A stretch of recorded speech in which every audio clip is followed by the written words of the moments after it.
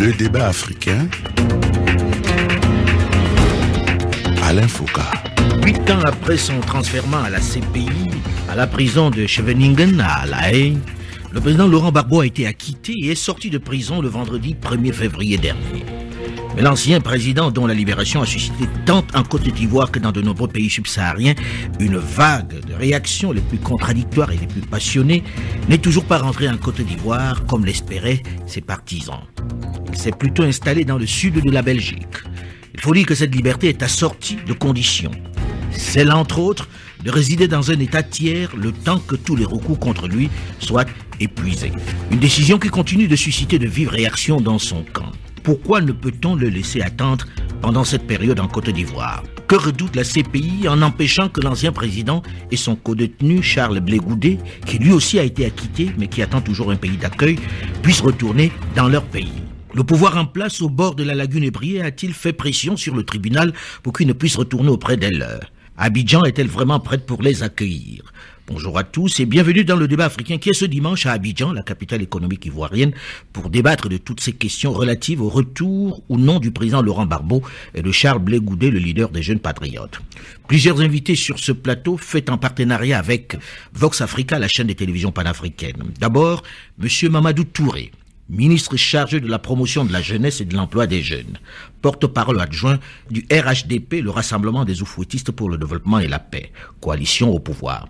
Bonjour, monsieur le ministre Mamadou Touré. Bonjour. Second invité de ce plateau, monsieur Seri Guagnon, le vice-président du FPI, le Front populaire ivoirien de Laurent Gbagbo, chargé de la justice, des libertés publiques et des droits de l'homme.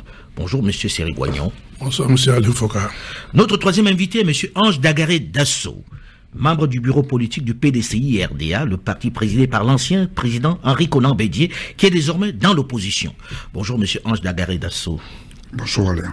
Notre dernier invité, et pas des moindres, est monsieur Meïté Sendou, le conseiller de Guillaume Soro, l'ancien président de l'Assemblée nationale, qui a quitté il y a peu la majorité présidentielle. Bonjour, monsieur Meïté Sendou. Bonjour. Alors, je me tourne d'abord vers monsieur Seri Guagnon. Qu'est-ce qui explique que votre leader, acquitté, n'ait pas pu retourner en Côte d'Ivoire jusqu'aujourd'hui? Le débat posé sous cet angle me gêne un peu parce que, en fait, Laurent Gbagbo est ivoirien. Et la loi ivoirienne, surtout dans la loi fondamentale, interdit à ce que un Ivoirien, pour quelque raison que ce soit en exil forcé. Naturellement, quand je dis ça, vous pouvez me dire non, mais Laurent Gbagbo ne s'est pas retrouvé à la CPI en exil forcé, c'est parce qu'il avait une procédure contre lui. Mais cette procédure a donné son épilogue, comme vous l'avez dit, il est acquitté. Et c'est la première fois, c'est de façon inédite que je vois que quelqu'un qui est acquitté est encore au restreint dans ses droits. Et d'ailleurs, le gouvernement de Côte d'Ivoire, lorsque l'acquittement a été prononcé, a dit qu'il prenait acte.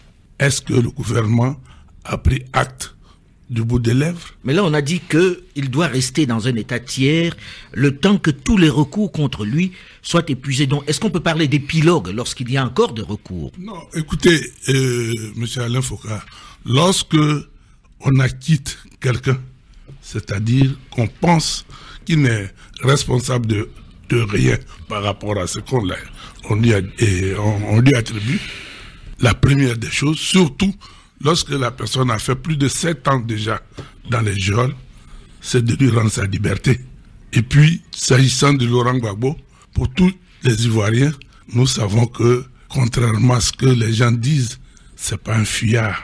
Là, je me tourne vers le ministre Mamadou Touré. Que répondez-vous à cela? Comment expliquer que malgré le fait qu'il ait été acquitté, il soit encore à l'extérieur? Mais j'ai envie de dire pauvre gouvernement ivoirien, laissez croire que le gouvernement ivoirien aurait pu avoir un impact sur la procédure de la CPI est une méconnaissance des juridictions internationales, de leur procédure, de la complicité même de leur procédure. Nous n'avons pas pris acte, nous avons pris note de la décision de la Cour pénale internationale. Nous avons clairement indiqué que non seulement nous prenons note de la décision d'acquittement, nous prenons aussi note du recours qui est envisagé par le procureur. Et que le plus important pour nous, c'est que toute décision, toutes les actions menées concourent à la réconciliation nationale telle que voulue par le président Ouattara. Maintenant, la procédure est telle qu'elle est. La CPI est une juridiction totalement indépendante. Un recours est envisagé. Des juges se sont réunis. Les juges ont estimé que la décision d'acquittement devait être assortie donc de conditions. Nous n'avons aucun commentaire sur les décisions de justice. Et c'est notre posture. Au PDCI, vous pensez la même chose, Ange? Au PDCI, nous sommes surpris que cela soit ainsi. Parce que votre question telle que posée nous pose problème en tant que citoyen ivoirien. Demander à des frères, est-ce qu'il est possible de recevoir votre frère? C'est en Côte d'Ivoire que cette question peut être posée.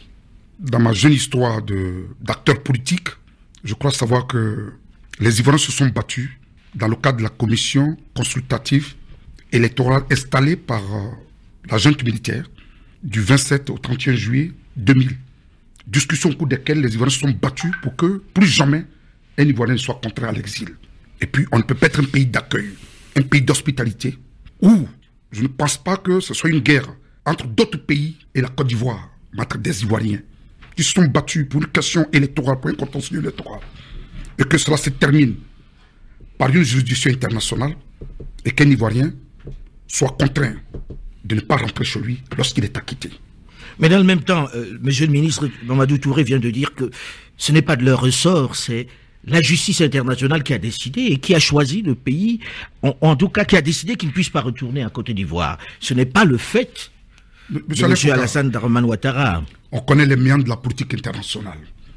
On sait comment les choses se pilotent entre les puissances d'argent et les puissances du monde. On sait. Si la Côte d'Ivoire est décidée que nous allions à la réconciliation, il n'y a pas de problème. Je suis militant du PDC IRDR. 40 ans après, nous avons gouverné ce pays pendant 40 ans.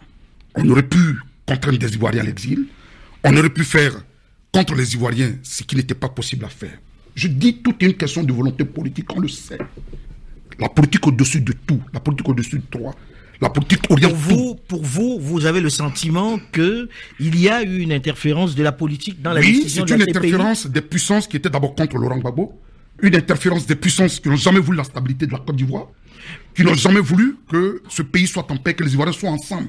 Parce qu'on ne peut pas avoir une constitution qui interdit qu'un Ivoirien soit contraint à l'exil, qu'on ait des Ivoiriens qui soient à l'exil, que quelqu'un ait été arrêté, qu'il ait été déporté, et que à la fin d'une procédure qui a duré longtemps, qui a même plus duré que la procédure de Nuremberg, je suis historien, je le dis, et qui aujourd'hui est contraint de ne pas rentrer dans son pays. Je dis, ce n'est pas ivoirien.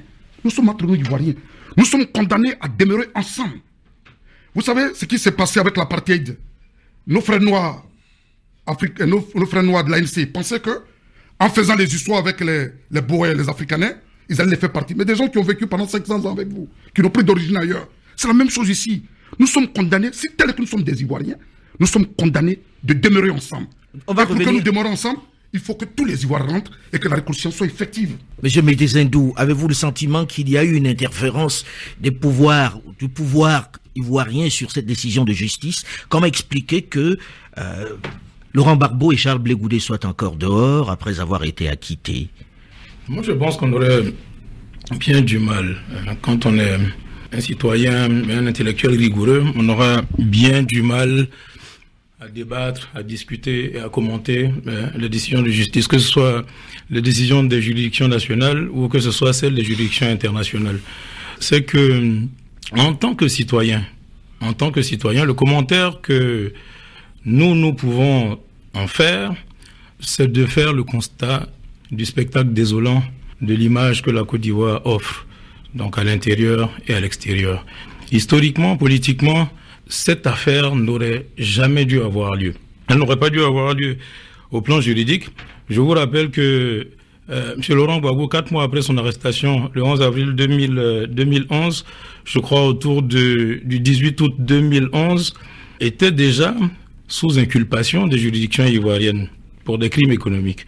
Et tous les juristes aujourd'hui vraiment sont unanimes à dire que quand les juridictions nationales déclenchent une procédure contre un justiciable, ces juridictions restent saisies jusqu'à ce que ces procédures soient vidées. C'est ce que les juristes appellent le principe de subsidiarité. Cela veut dire que quand on regarde vraiment au plan stricto sensu, la juridiction internationale ne pouvait pas attraire Laurent Gbagbo. En tout cas, les juridictions nationales auraient dû s'auto-saisir s'il y a possibilité, matière donc à inculper Laurent Gbagbo pour des crimes ou délits additionnels, donc crimes contre l'humanité. Et je pense que si les juridictions se sont auto-saisies pour des crimes économiques, cela veut dire que notre appareil judiciaire pouvait avoir la résilience nécessaire de déclencher. Mais j'ai envie de vous poser la question que vous étiez dans le camp. Vous, en tant que proche Guillaume Soro, vous étiez dans le camp qui a envoyé Laurent Gbagbo là-bas quand même. Lorsqu'on vous entend aujourd'hui, on est un peu surpris. Nous assumons pleinement parce que le Premier ministre Guillaume Soro à l'époque était le Premier ministre du président Alassane Ouattara. Il était le Premier ministre des institutions issues de la crise post-électorale de 2010. Cela est vrai. Mais je veux dire, en tant que citoyen, nous avons eu au sein du cabinet du Premier ministre Soro, nous avons eu le débat. Nous nous sommes émus pour certains de ses conseillers et c'était vraiment la deuxième observation que je voulais faire, que la Côte d'Ivoire soit le premier pays qui inaugure vraiment cette ère, qui inaugure l'ère d'un transfèrement d'un président fraîchement vraiment sorti, en tout cas de l'exercice du pouvoir, vers les juridictions internationales. Donc, nous étions le premier cas vraiment, véritablement de ce type. Vous vous y êtes opposé? Voilà. Je n'irai pas jusqu'à le dire. Je pense que il appartiendra certainement en d'autres temps pour l'histoire au président Guillaume Soro de s'expliquer sur cela. Mais je dis que au sein de son cabinet, effectivement, nous avions, en tout cas pour certains d'entre nous au sein de son cabinet, été surpris que cette décision de transfèrement ait été prise dans les conditions dans lesquelles elles ont été. Je vois M. Mamadou Touré qui a envie de réagir. Mais tout à l'heure, Meïté Sindou, en parlant, a parlé de rigueur intellectuelle, d'honnêteté. Je pense qu'on soit rigoureux et, excusez-moi du thème, sérieux dans le débat. Laurent Gbagbo a été transféré en 2011. Qui nous disent aujourd'hui qu'au sein du cabinet de Guillaume Soro, il y a eu débat? Guillaume Soro a participé à la prise de cette décision. Guillaume Soro, sur les médias internationaux, a défendu cette décision, a justifié cette décision. Que pour des postures totalement opportunistes aujourd'hui politiques, on veuille changer et refaire l'histoire, c'est pas acceptable. On peut après coup dire qu'on s'est trompé, on peut comprendre, mais essayer de réécrire l'histoire, de se disculper par rapport donc à cette posture, c'est pas vrai. Et je voulais dire à mon frère du PDCI que le ministre de la Justice qui a piloté ce dossier était Aoussou Jano. Donc, qui appartient au PDCI. Mais vous n'êtes pas crédible quand vous venez aujourd'hui pour des postures politiques remettre en cause. Et je voulais dire à Meïté Sindou que le principe de la subsidiarité au niveau de la justice, puisque pour lui, une procédure nationale pour crime économique devait éteindre une procédure internationale. C'est pas vrai. La procédure à la CPI était une procédure pour crime contre l'humanité. Donc la nature de l'affaire n'avait rien à voir avec la procédure nationale. Le chef d'accusation. Le principe de la subsidiarité, c'est quand pour les mêmes faits et pour les mêmes qualifications, la juridiction nationale se saisit, en ce moment la CPI ne peut plus se saisir. Au moment où Laurent Gbagbo était transféré, sorti fraîchement de la crise post-électorale, nous avons estimé avec lui et avec Guillaume Soro que les juridictions nationales ivoiriennes n'étaient pas en mesure en ce moment-là de juger des crimes de type crime contre l'humanité. Et voilà pourquoi, alors, lorsque la justice a évolué et que nous avons estimé à un moment donné qu'elle était en mesure de juger ce genre de crime, vous avez vu qu'il y a eu la position du gouvernement ivoirien de ne plus transférer aucun Ivoirien à la Cour pénale internationale parce que nous estimions que nous avons maintenant la possibilité de juger sur place. Alors revenons à ce qui fait l'objet du débat aujourd'hui. Là, il y a eu acquittement. Est-ce qu'il n'y a pas eu une intervention? Est-ce qu'il y a eu une démarche pour que Laurent Gbagbo et Charles Blé Goudé reviennent vers le pays? Monsieur Goignon. Mais je pense que quand on regarde la précipitation avec laquelle on a fait intervenir le procureur nuitamment, il est difficile de penser qu'il n'y a pas eu interférence. Bon, je veux bien que... Moi, j'ai commencé par dire que le gouvernement ivoirien avait pris acte. Monsieur Mamadou Touré me dit, ils n'ont pas pris acte, ils ont pris note. Je ne sais pas quelle est la différence, mais un fait est certain, c'est que s'ils avaient voulu aller dans le sens de l'apaisement, on n'aurait pas assisté à la précipitation qui, nuitamment, où on a demandé au procureur de faire appel, alors même que le jugement n'était pas, les conditions n'étaient pas remplies pour faire cet appel-là. Voyez-vous, je pense qu'on ne va pas aujourd'hui épiloguer dessus. Voilà, on ne va pas épiloguer dessus, on ne dit pas, on n'a aucune preuve que le gouvernement ivoirien. En tout cas, le président Alassane Dramane Ouattara a dit qu'il n'est pas intervenu dedans. Alors, et on n'a aucune plutôt preuve qu'il n'est pas intervenu. Et moi, j'ai commencé par dire le gouvernement a pris acte. Et c'est M. Mandou Touré qui me fait revenir en arrière en disant non, on a seulement pris note. Et je peux vous expliquer. Là, alors, j'aimerais bien avoir la différence de ces deux termes et le fait d'avoir pris note. Quelle a été la conséquence? Alors, on a pris note qu'il ne peut pas revenir au pays, qu'il ne peut pas, enfin, on prend note de la décision du tribunal. On n'a pas à agir dessus. Je pense que c'est ce qu'il a voulu dire. Maintenant, les Ivoiriens se disent, ça n'est pas normal qu'un national ne puisse pas rentrer dans son pays alors qu'il est acquitté. À cette question-là, on a posé cette question au président Alassane Dramane Ouattara qui a donné sa réponse. Aujourd'hui, que faire pour qu'il revienne au pays? Est-ce qu'il y a une volonté pour qu'il revienne au pays? Est-ce que vous voyez dans ce pays une volonté pour qu'il revienne au pays? J'ai envie de poser la question d'abord à M. Dagaré Dasso avant de revenir au ministre. Est-ce que vous sentez aujourd'hui que, à la fois les populations, mais également le pouvoir en place a envie qu'il revienne au pays, mais est coincé par la décision de la justice internationale? Je ne le sens pas. Je ne le sens pas en ce sens que l'histoire de Laurent Gbagbo nous gêne, dans la mesure où ça met à plat, à nu, la juridiction internationale. Je ne suis pas juriste, je suis qu'un pauvre petit historien, mais je dis tout de suite que dans toute affaire juridique, il est dit qu'il y a une présomption d'innocence. Bon, la juridiction internationale ne connaît pas la présomption d'innocence. C'est-à-dire, dès le moment où vous êtes accusé, tout de suite, tout rentre, tout est orchestré de telle sorte que vous perdez toute liberté, vous n'avez pas droit à la présomption d'innocence. C'est le premier point. Deuxième point, quelqu'un est acquitté. On leur a pas demandé. C'est eux qui ont la manœuvre de la justice. Ils veulent le garder à viternam, ça c'est leur affaire. Mais qu'ils ne nous prennent pas, nous les Ivoiriens, pour nous laissant toujours dans la division. N'oubliez pas que lorsque, aux dernières élections, le 28 novembre 2010, il y a eu 46%, dit-on, que Laurent Gbagbo aurait eu, et que 54% pour le président Alassane Ouattara. Ok. Donc il y a 46% d'Ivoiriens qui se reconnaissent à Laurent Gbagbo, et qui aujourd'hui souffrent du fait que leur leader, parce que c'est là aussi la réalité ivoirienne. Chacun de nous a son leader qu'il adore, c'est un idole, tout le monde veut avoir son leader avec. Laurent Gbagbo est transféré, sans présomption d'innocence. Tout cela gêne le PDC hier. Je le dis aujourd'hui. Tout à l'heure, mon frère Mamadou Touré, on se connaît. Vous voyez, sur le plateau, on s'appelle frère. Mais le paradoxe ivoirien, des frères qui sont censés demeurer ensemble, on fait en sorte que, comme si la Côte d'Ivoire était une terre des Martiens, et que ceux qui venaient de Jupiter n'avaient pas le droit d'y exister, et qu'il y avait des gens qui faisaient peur. Non. C'est tel que nous avons souffert. Je le dis, ce qui aujourd'hui me remonte le plus en tant qu'individu, en tant que citoyen ivoirien. Lorsqu'on a souffert, c'est comme moi, je suis une personne handicapée, de béquilles. Quand je vois mon frère handicapé, je souffre comme lui. Donc quand on a connu un parcours difficile, tel que ce que a connu le président Alassane Ouattara, et par la grâce de Dieu, et par la volonté de ceux qui ont pu le faire avec le soutien des Ivoiriens, qu'il est là. Avec lui, ça devait être l'espérance. L'espérance, et nous avons souhaité que ça devait être comme Mandela. Tout le monde ne peut pas ressembler à Mandela. Ça devait être comme Mandela pour dire, bon, écoutez, je suis à mon deuxième mandat, laissons passer le passé, et revenons, nous sommes des Ivoiriens. On va en parler dans un instant, Voilà. parce qu'on arrive au terme de la première partie de ce magazine. On va parler de, est-ce qu'il peut revenir, dans quelles conditions, est-ce qu'il y a une démarche pour qu'il puisse revenir, quelles sont les conditions qui sont posées pour que, enfin, on puisse arriver à la réconciliation nationale dans ce pays.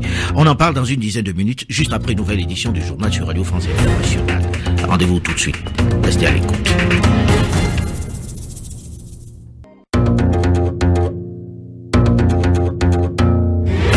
Le débat africain, Alain Foucault. Acquittés par la CPI, la Cour pénale internationale, et libérés le 1er février dernier, ils ne peuvent pas revenir au pays le temps que tous les recours contre eux soient épuisés.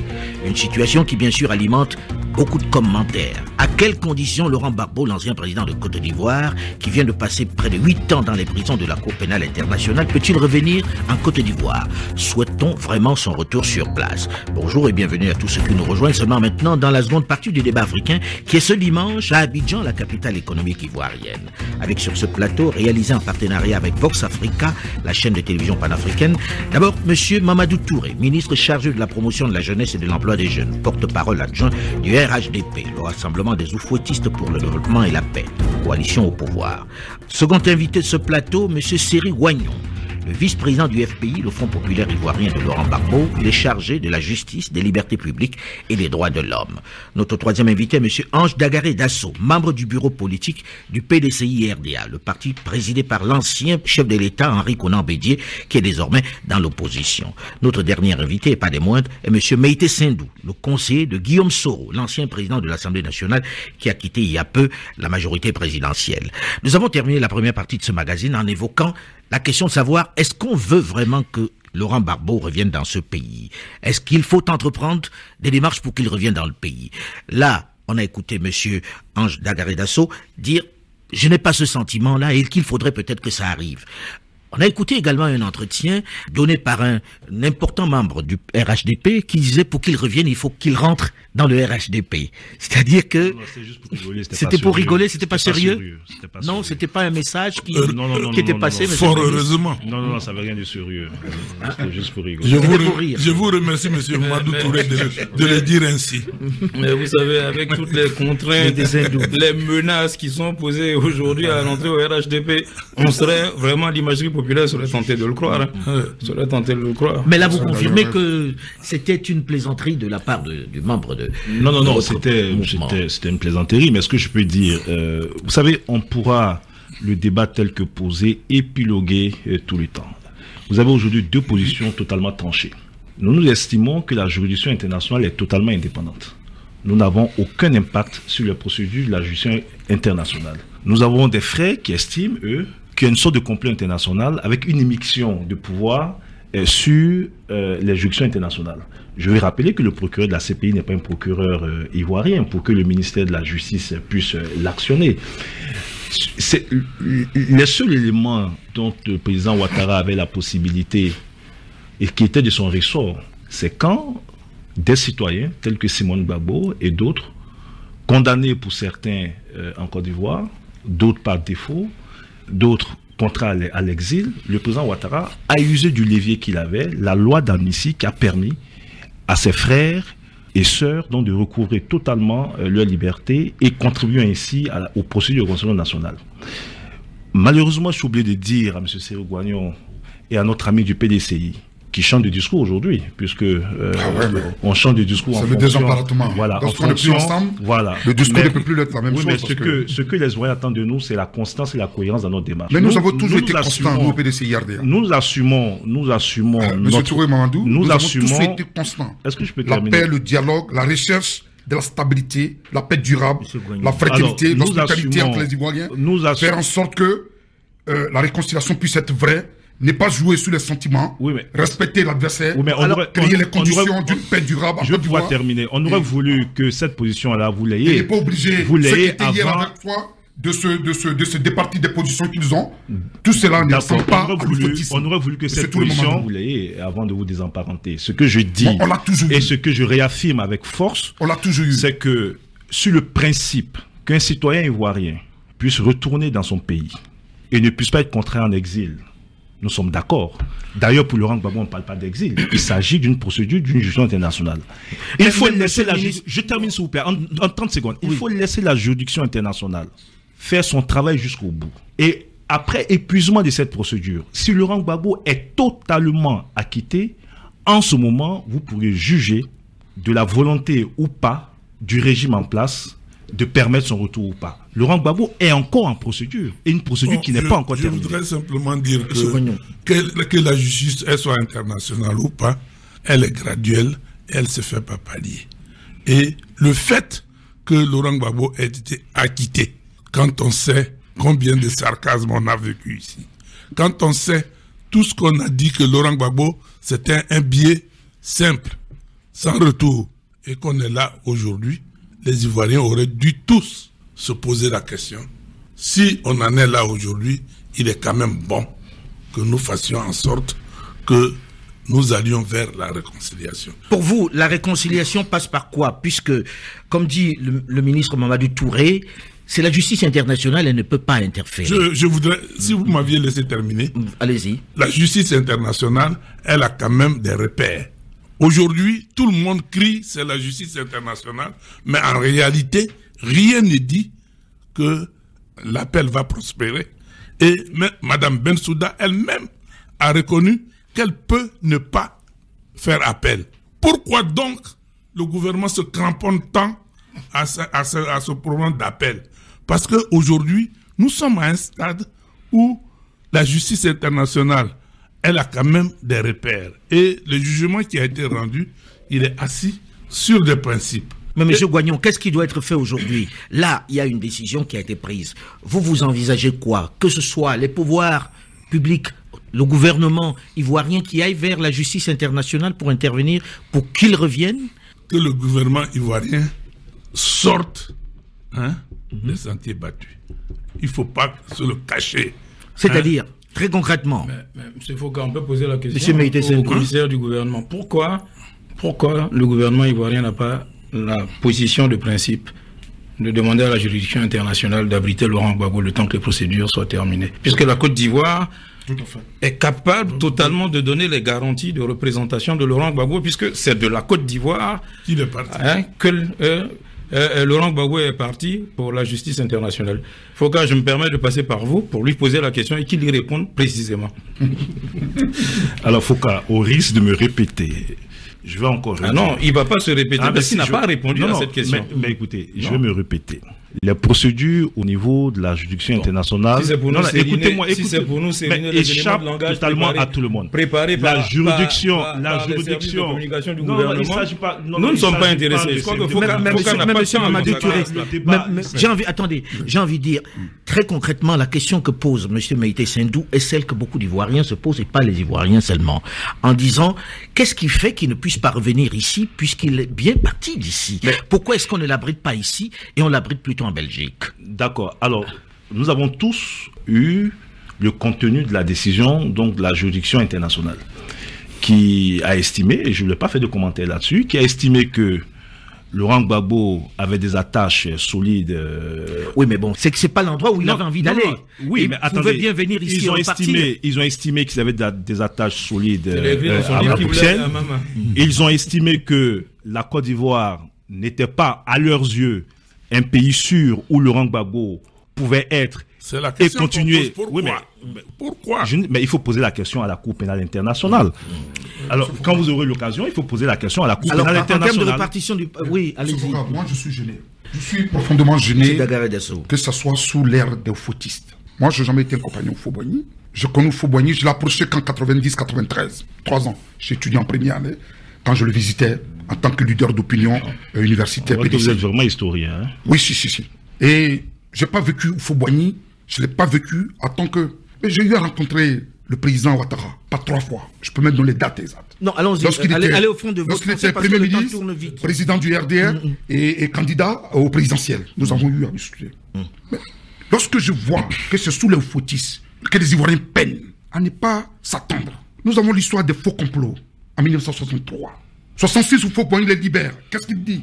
J'ai été trompé quand on a fait une erreur de cette nature. Vous savez... Pour vous, c'est une erreur qu'on l'ait envoyé là-bas. Oui, c'est une grosse erreur. Même, je pourrais dire même une faute. 2 frères. Ce qui s'est passé, c'est un problème de contentieux électoral qui a débouché sur la guerre. Qu'est-ce que vous souhaitez? Je souhaite que les fautistes qui sont aujourd'hui au pouvoir fassent en sorte que les Ivoiriens retrouvent la paix. Vous êtes dans un village. Mais c'est ce que nous faisons. Vous êtes dans un village. Celui qui a tué votre père est au pouvoir et il veut que vous attendez. Et chaque matin, vous le voyez dans la tenue de votre père, la tenue que votre père portait. Et il est mort, vous le voyez dedans, vous croyez que vous allez être heureux? Laurent Gbagbo est un Ivoirien. La Constitution veut qu'il n'y ait pas d'Ivoirien qui soit contraint à l'exil. Alain. Juste, je donne la parole là, comme ça on va équilibrer. Le gouvernement ivoirien doit faire en sorte que Laurent Gbagbo puisse rentrer pour que nous arrivions à la paix. C'est une question de volonté politique. Quand nous parle de la CPI qui soit une juridiction internationale, mais elle est une juridiction internationale puissante, elle n'arrivera pas à attraper Béchi. Arrêtons de blaguer le monde. Justement sur ça, on voudra tout, on dira tout ce qu'on veut. Hein? Et mon jeune frère Mamadou Touré ne pourra pas écarter cela de la main. Mais cette affaire, c'est une pure hérésie juridique. Les juristes le disent. C'est la première fois. J'ai écouté encore vraiment des avocats étrangers, français, nous expliquer la singularité de la décision qui a été rendue par la Cour pénale internationale. Ce qu'on entend, c'est que pour une liberté provisoire, elle peut être soumise à conditions, dont le bracelet électronique, les garanties de représentation. Mais un acquittement, c'est un acquittement. Un acquittement ne peut pas être muet en libération conditionnelle ou en liberté provisoire sous condition. C'est une pure hérésie juridique. Et c'est pour cela que l'imagerie populaire a du mal à ne pas penser. Je ne dis pas que le président Ouattara et le gouvernement ivoirien ont la main. Je ne me hasarderai pas à le dire. Mais, je veux dire, la conscience nationale et internationale a du mal à ne pas penser que cette affaire n'a pas des relents politiques et des relents diplomatiques. Et M. Foucault, quand même, je finis. Comment se fait-il? C'est vrai qu'il y a eu la crise post-électorale. Cette crise post-électorale, elle est documentée. Mais comment se fait-il que on arrête M. Laurent Gbagbo, on le transfère à la Cour pénale internationale, on conduit une procédure pendant 8 ans, et cette procédure aboutit donc à un acquittement, à une inexistence de preuves. Bon. Alors, quand je me positionne aujourd'hui pour dire que cette affaire était une hérésie politique, juridique et diplomatique, dès le départ, nous avions déjà senti en 2011 que cette affaire, malheureusement, finirait comme un retour du bâton par retourner à la figure de la Côte d'Ivoire. Et c'est le cas aujourd'hui, malheureusement. Malheureusement, ce sentiment que vous avez en 2011 n'a pas été exprimé ni en 2011, ni en 2012, ni en 2013, ni en 2014, puisque vous-même, et partant Guillaume Soro, a eu à exprimer, comme je l'ai dit tantôt, sur les chaînes étrangères jusqu'à une période récente, a eu à justifier. Vous avez bien tort de vous accrocher à ça. Vous avez une responsabilité aujourd'hui. Vous avez parlé, je ne vous ai pas interrompu. Ne fuyez pas vos responsabilités. Prenez vos responsabilités. Vous avez parlé tous les deux. Ne vous défaussez pas de vos responsabilités. Je termine. Je ne vous ai pas interrompu. Vous êtes le porte-parole du parti de gouvernement. Vous êtes ministre du gouvernement. Vous parlez au nom du président de la République. Je dis, écoutez. Je ne suis pas président de la République. Est-ce que je peux terminer? Je dis. C'est M. Ouattara qui est le président de la République. Celui que vous représentez, c'est lui qui est président de la République. Je vous ai laissé parler. Si honte il y a à chercher, c'est de votre côté, pas du mien. Alors, Alain Foucault, donc ce que je voudrais dire, concernant la procédure, Laurent Gbagbo, aujourd'hui, est en procédure à la Cour pénale internationale. Lorsque cette procédure arrivera à son terme, que Laurent Gbagbo soit totalement acquitté ou pas, chacun va aviser. C'est la question de savoir. C'est la question. Mais je réponds tout de suite. Vous savez, j'ai dit à M. Assouadou que je ne crois pas, moi, personnellement, qui est l'un des responsables du FPI, le secrétaire général du FPI, que la seule libération ou retour de Laurent Gbagbo contribue à ou soit gage d'une réconciliation. Laurent Gbagbo, n'oublions pas, il était en Côte d'Ivoire ici. Tous les acteurs étaient en Côte d'Ivoire lorsqu'on a eu la crise. En plus d'une libération éventuelle de Laurent Gbagbo, il faut autre chose. Il faut qu'il y ait un premier pas. Oui, mais je dis, c'est pour ça que nous avons dit dans le communiqué du gouvernement que nous souhaitons que toutes les décisions qui sont prises, toutes les actions qui sont menées et toutes les zones de jeu concourent à l'action de la paix. Je veux juste terminer pour dire. Vraiment terminer, monsieur le ministre. Je veux juste terminer pour dire. Quand vous parlez aujourd'hui, mais vous n'êtes pas crédible. Vous dites que c'est la première fois qu'elle est exilée. Passez votre temps à répondre. Vous savez très bien, vous PDCI. Dites-nous ce que vous faites. Vous savez très bien, vous PDCI, que vous avez contraint des Ivoiriens en exil, dont le plus illustre a été Alassane Ouattara. Donc vous n'avez aucune leçon à donner à qui que ce soit. Le gouvernement doit prendre vos responsabilités. On a pris nos responsabilités en libérant 800. Je pose une dernière question à M. Touré. On a pris nos responsabilités en libérant 800 de nos concitoyens. Blé Goudé aujourd'hui de pays d'accueil. Blé Goudé est un citoyen ivoirien. Pourquoi le gouvernement ivoirien ne prend pas la responsabilité, au moins sur ce cas précis, de demander à la justice internationale de ramener Blé Goudé en Côte d'Ivoire le temps que la procédure soit terminée? Parce que le gouvernement ivoirien... La situation est plus critique. Mais attendez, il n'a pas de pays Mettez Sendou. Prenez vos responsabilités. Mais vous n'avez que ce plus le gouvernement sens de responsabilité de ce prenne gouvernement. un jour. Mais je vous réponds tout de suite. Le gouvernement ivoirien. Ce gouvernement donne des gages. Des gages. Mais je finirai par vous répondre. Je finirai par vous répondre. Le gouvernement ivoirien prend ses responsabilités. Le gouvernement ivoirien prend ses responsabilités. Alors, le gouvernement ivoirien, je termine rapidement. Vraiment rapidement, parce qu'en termes de temps, vous êtes en avance. Libérer et annuler l'exil de 800 à ma question. 800 Pourquoi de nos vous frères. ne demandez pas. Le gouvernement ivoirien. Alors, s'il vous plaît, monsieur, on va donner la parole à monsieur Goignon. Obligé aussi. Monsieur Meïté Sène, nous laissez monsieur Goignon. Je voudrais dire à monsieur Touré que, vous voyez, le subconscient, il parle toujours aux gens. Bravo. Et tout à l'heure, il a dit la libération éventuelle de Laurent Gbagbo. Ça, c'est aller chercher dans le tréfonds de M. Touré, c'est qu'il pense réellement.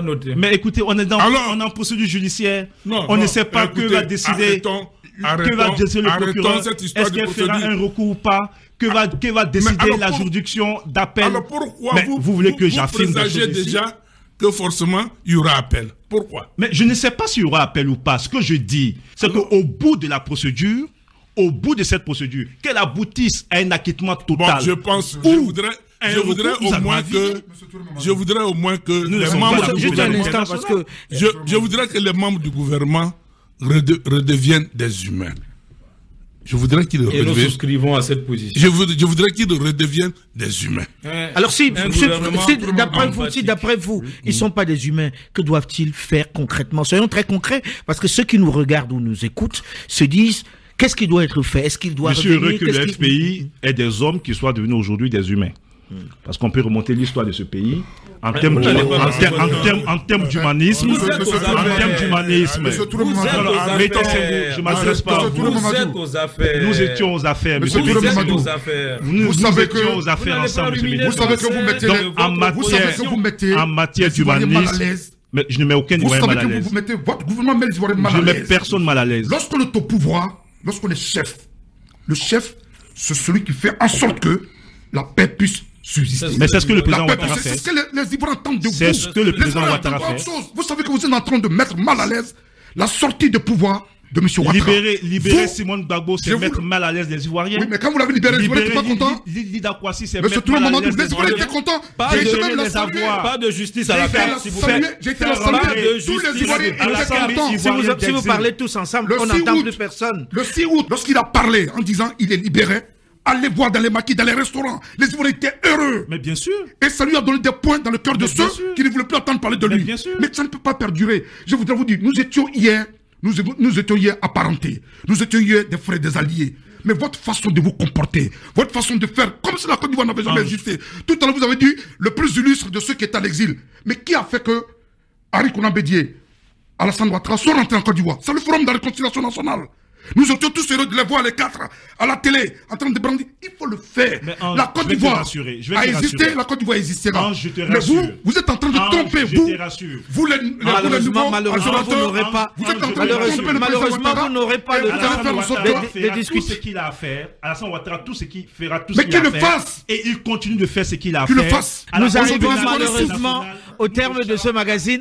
Et comme à chaque fois lorsqu'on discute sur un plateau ivoirien, on a beaucoup de mal à terminer parce que tout le monde parle en même temps. C'est encore très très passionné et passionnel entre vous. En tout cas, on souhaite qu'il y ait une réconciliation véritable dans ce pays dans peu de temps. Puisque vous arrivez à vous parler et que vous êtes généralement des frères sur ce plateau. Merci à vous d'avoir accepté d'écouter ce débat. Le débat africain s'est terminé pour aujourd'hui. Olivier Raoul, Marjorie Bertin et Alain Foka, nous vous donnons quant à nous rendez-vous la semaine prochaine, même heure, même fréquence. Dans un instant, une nouvelle édition du journal sur Radio France Internationale. Restez à l'écoute.